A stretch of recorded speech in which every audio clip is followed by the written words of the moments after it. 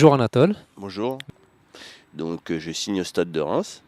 Je suis titulaire dès le premier match et je fais les 10 premiers matchs en tant que titulaire et je lance la saison du Stade de Reims. Qui me stipule clairement l'année prochaine je jouerai aucun match. À la date du 29 juin, ma grande surprise, moi je viens le jour même et j'apprends que je dois reprendre avec l'équipe Pro 2. J'ai pas compris et ça a été difficile pour moi. J'ai alerté l'UNFP. Après, ils ont dit qu'il faut saisir la commission juridique, ce que j'ai saisi. Et ils ont alerté aussi le Stade de Reims pour leur dire que vous ne respectez pas. Mais le D'accord. Stade de Reims n'a pas voulu l'entendre. Mathieu Lacour qui dit je ne veux pas vous recevoir. Si vous n'êtes pas compétent, je vais appeler la police.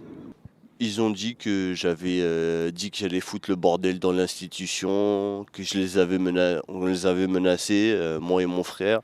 J'ai la preuve Que ces allégations sont fausses et Exactement. qu'ils se sont servis de propos calomnieux, on peut dire appeler ça Des comme propos ça, calomnieux, pour te faire une mise à pied. Ils m'ont licencié par la suite. Ils ont statué que l'article 507 n'a pas été respecté par le Stade de Reims D'accord. et qu'ils devaient me réintégrer à l'équipe première. Donc aujourd'hui, tu n'es plus officiellement plus joueur du Je ne Stade suis de plus Reims. joueur du Stade de Reims. Madame Bois de la Tour a essayé de nous entendre, mais son directeur exécutif ne voulait pas qu'on puisse parler avec elle. Monsieur Pia leur a dit il bénéficie d'une preuve, d'un enregistrement. C'est là que le président Caillot me fait une proposition. Il y a une dignité. Il faut dire stop à un moment donné.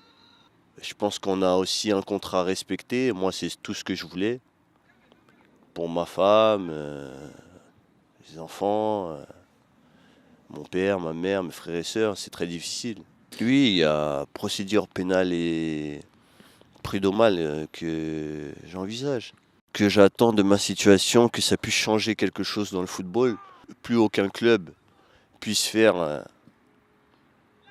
des violences graves comme ça à d'autres joueurs. Oui, j'espère que les institutions footballistiques me préservent rapidement, prennent des décisions. Le mercato hivernal il va commencer. On verra bien ce qui va se passer. Fantastisch herausgespielt, unglaublich schnell umgeschaltet, Salomon.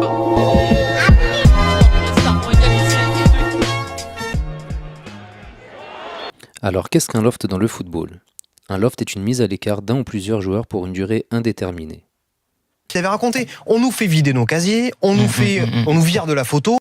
C'est la définition du harcèlement moral stipulée dans l'article 222-33-2 du Code pénal, délit puni de 2 ans d'emprisonnement et 30 000 € d'amende. Aujourd'hui, le paradoxe, c'est au lieu que les salariés, que sont les joueurs, bénéficient au fur et à mesure du temps d'avantages plus importants, au contraire, on grignote de plus en plus les avantages des joueurs, et donc ça, c'est quelque chose auquel il faut remédier. Et il est hors de question que des gens qui sont dans ce type de sport où il y a beaucoup d'intérêt, beaucoup d'argent, puissent aujourd'hui se sentir hors sol et passent hors la loi.